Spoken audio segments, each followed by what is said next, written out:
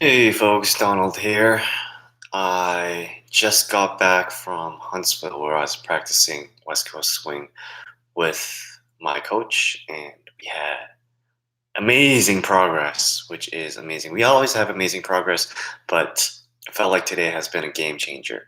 And I wanted to do a video or a live stream when I got back, which is why I'm here right now talking to you in front of a microphone. Because most of the time when I go to dance lessons, which are private lessons, me and my coach have this relationship where we are so close together that we can really discuss anything that normal people, I'd say normal, like I'm not normal, but normally you want say talk about things that you normally won't talk about with other people, which involves things like feelings, our goals, who we are as a person. We talk a lot about our personalities and what that means when we are interacting with other people of different personalities. And specifically, we talk a lot with the theme of Enneagrams. Now, if you're not completely sure what an Enneagram is, it's kind of like a personality typing mechanism that's very, I think it was related or it stemmed from Christianity. Don't quote me on that, but I think that's what I read the book a while ago. The book is called The Road Back to You, which I really suggest that you should read. But so in the Enneagram, there are three kind of tribes: the tribe that thinks, the tribe that goes with their guts, and then the tribe that really feels. So I'm in the tribe that thinks, which is a six. Now, half of the world are sixes, which are pretty much loyalists. They're the type of people who takes a while to trust, but when they trust you, that means they're loyal forever. Well, or until you betray that trust, which kind of makes sense if you watched my last live, which is life's lesson number two, the one about compassion and kindness, which I really struggled to find after being betrayed by someone that meant a lot to me.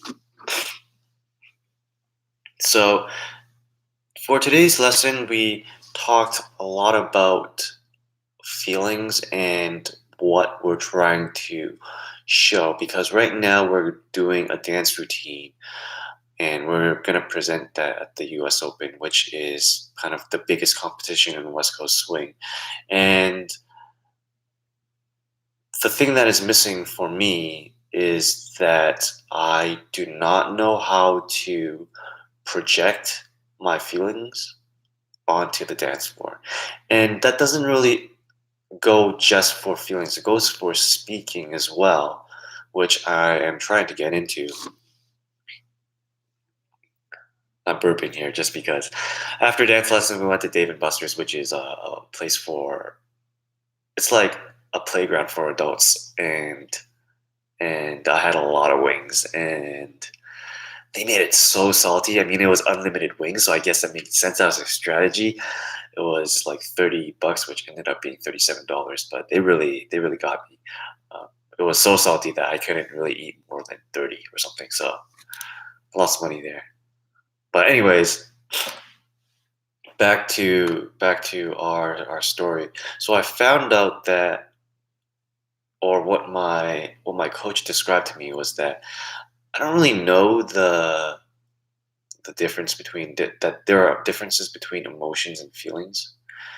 And to make a long story short, I come from a very traditional Chinese household.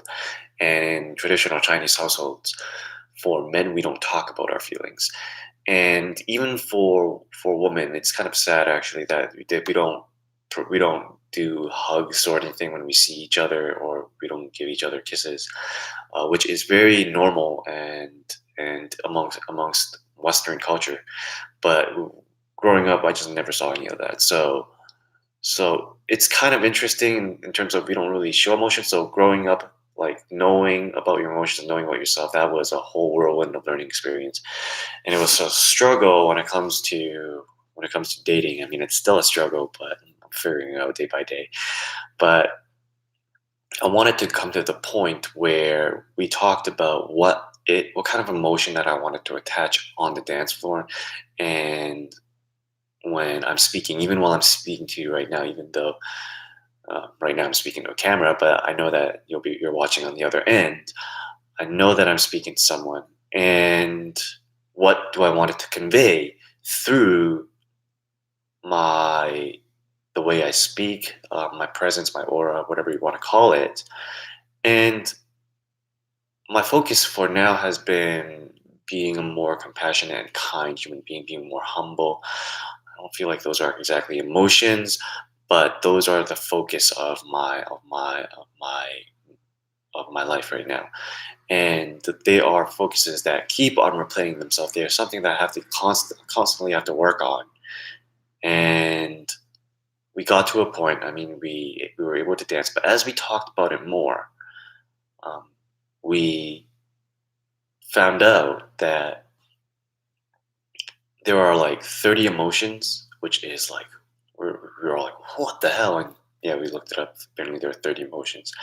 But for me, satisfaction was something that I never thought about, and I didn't even think that it was an emotion until she read it off the list. Because right now, it does feel that I am looking to step away from negative emotions and more into positive emotions.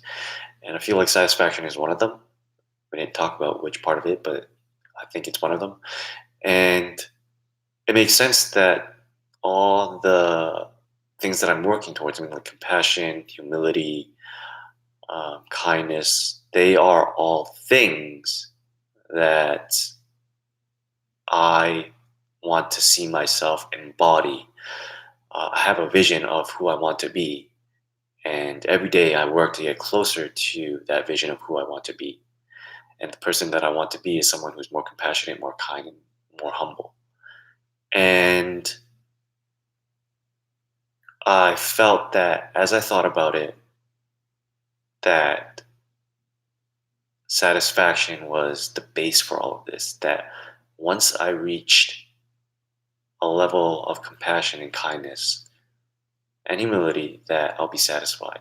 But at the same time, it's a loop that as I go through this journey, go through this cycle, become more kind, become more compassionate, that it will keep on growing and growing.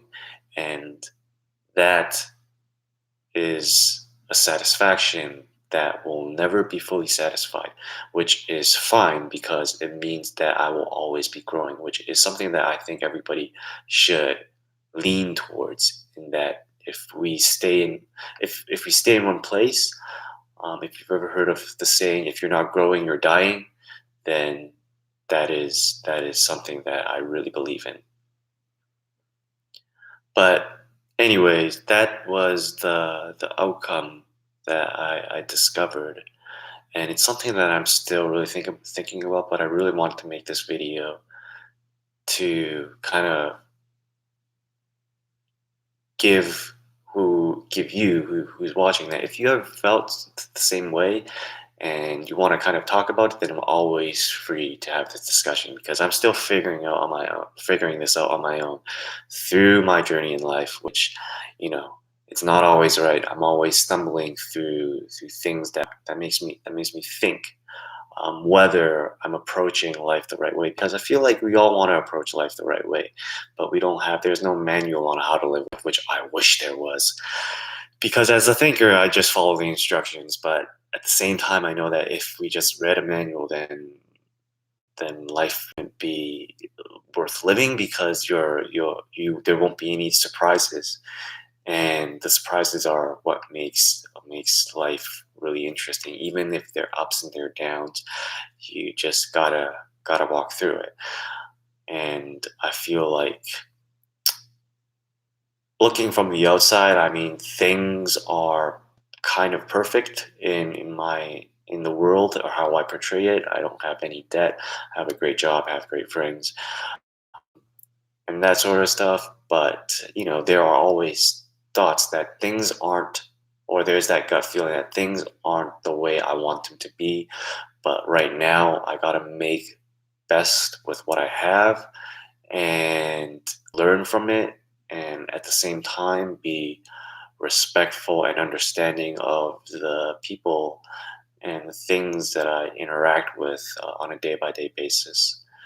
So yeah, that's pretty much all I wanted to talk about today. It's a big learning for me to hear that satisfaction is something that I am basing a lot of what I'm doing towards, because the app that I'm building, Dancing Nomads, that's all a part of satisfaction because I see myself as a business owner and impacting a lot of dancers in the world, and that will bring me great joy and satisfaction to help or to know that I'm making a difference in people's lives. So that's kind of a big self discovery that I didn't know prior to going through this today. But anyways, I hope you got something out of that as well. Anyways, this is me and my little rant about what I learned today. If you have something that you want to share, then please do so in the comments. I'll be happy to hear from them. But other than that, this is another short, or maybe not short, it's been like a 12-minute live of me talking about my big discovery of satisfaction. Anyways, thanks for watching, and I'll see you guys later.